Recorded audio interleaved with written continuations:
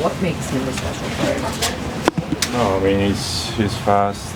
Got good skill, got a good shot, and good vision. So overall he's a good player. He can skate. So we got to keep an extra eye on him tonight. How much of a game plan centers around a player like that when you prep for this team? No, I mean of course we have to know when he's on the ice and make sure we're on the right side of him and stand above him. But overall it's a full team over there we're playing, so we're not trying to put that much focus on him. But of course we need to keep an eye on him. What kind of things do you guys take away from the last game in Anaheim? I mean just our game management. I think we gotta stay ahead of the other team. I mean shift lanes and everything, and try to get the puck deep in their zone and get our forecheck going, because when we got our forecheck going and can win some puck battles down there, we're good for. When you don't have your A game as a team, sometimes how important is it to focus on some of those little things that you were mentioning? Yeah, I mean sometimes you're not your best, and you have to play good defensively and be smart around the blue lines and the red lines, and just overall play a smarter game. And like I said, the game management with and without the puck, it's very important. Awesome. Thank you. Michael and Elmer has seemed to be pretty productive lately. What's been clicking? I think for us, I think we just got to continue to play to our strengths, and that's getting it on the forecheck and being very just predictable in the offensive zone. I think when we play below the goal line and play a lot behind the net, I think it became a lot for the other teams to handle. So I think just playing that cycle game and really leaning into that, I think, was what's going to allow us to be a productive line. How much of it is kind of learning each other? I know you're a veteran player, but learning how to play alongside two new players. Yeah, no, that's always part of it. I think just getting on the same wavelength as far as when it's time to just extend a play to keep it alive, or when it's time to maybe make a play that's not a losing play, if that makes any sense. Or when it's time to try to win a battle and skate out with the puck. So I think those, especially on the cycle, I think all those little nuances are different, because it changes with whether you're trying to kind of play in a more defensive spot on the ice, or maybe you're trying to be an outlet to release the puck, to relieve pressure, to hang on to the offensive zone time, or if you're trying to be in a scoring area for that. So all those little things, and they're all subtle and kind of different decisions you're making all throughout your shift. But I think if we continue to get better at some of that, I think we can take it to another level. From our perspective, we've seen Elmer's game take a step over the last few games. What stood out about him to you?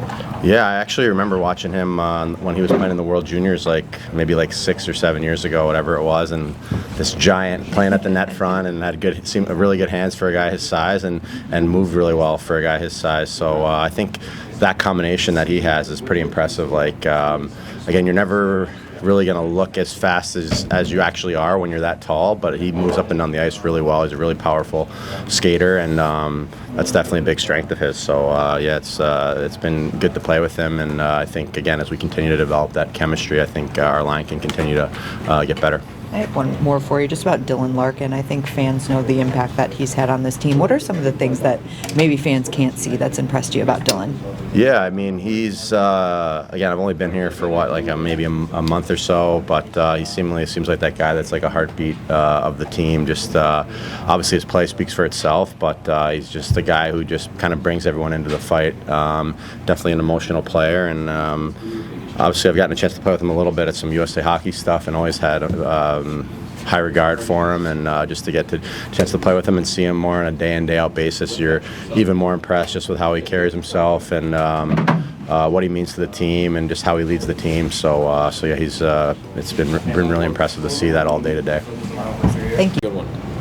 Looking back on those years that you had in San Jose, how formative, obviously, were those for you in your career? Well, I was really fortunate as a young coach to be leaving the Wings and coming here, and there was a lot of similarities back then between the two organizations. We had just won a cup. We were really trying to win one here in San Jose. We had great players and an unreal support system going on within the organization. So a lot of parallels between the two, and As a young coach, you don't often get a team that's pushing to win. You often get a team that's rebuilding or retooling, and I was very fortunate that way. Fast forward to the present, you guys are obviously looking to correct some of those mistakes in Anaheim. What stood out to you about that game most? Well, the start again, we fell behind in a way that we don't want to. We're not always going to be perfect, but the shorthanded goal, the one the night before is a bad bounce on Finney, but the one in Anaheim was just very poorly played positionally. And then after that, even a few times in the first period, there were times where we talked about sorting things out, coming back into our end and making sure we pick up the proper people. Well, we couldn't even do that because of our puck management. I think of their second goal. They had a great scoring chance with about 10 or 12 seconds left in the period where we were, we're thinking offense, but we're doing nothing to help ourselves go the other way. So we'd like to fix that tonight. Were you here in person for the game yesterday, the afternoon game? Yeah, we came and watched them play yesterday, yeah. Do you get a lot of value? You rarely get to do that, obviously, for a team you're just about to face. Well, I think it's good for a bunch of things. One, you get to see things from, up top where it's a lot slower and you can see things evolve. Two, Johansson and I came with Steve, so we get to sit and watch a game together. That never happens. And we can talk about players, we can talk about situations, decisions, anything like that. So I thought there's a ton of value in that.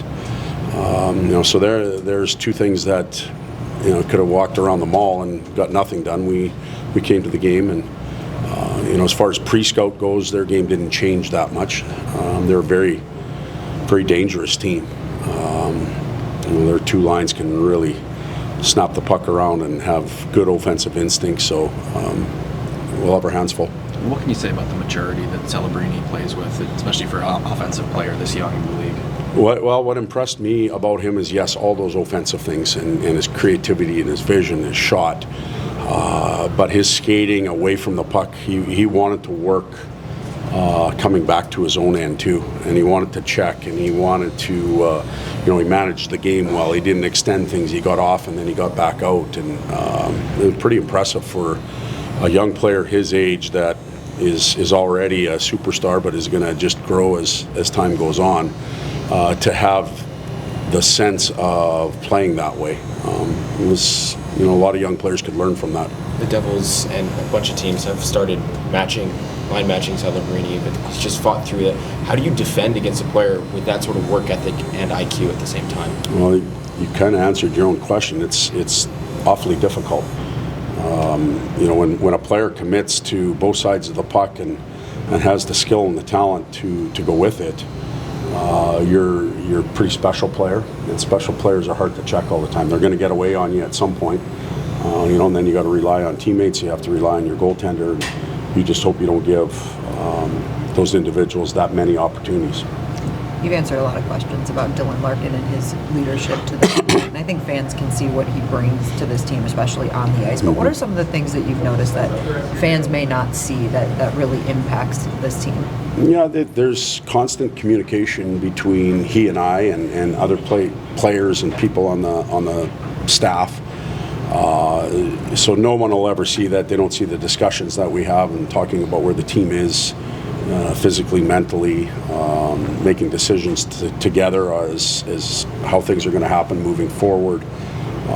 And then the auxiliary stuff that we see, him around the hotel. You guys get to witness him with younger players and looking out for the group. And the herd needs a shepherd, and it can come in many different ways. It can come from the coaching staff. It can come from management, but when the herd's out on its own, somebody has to shepherd them, and I see Lark's doing that.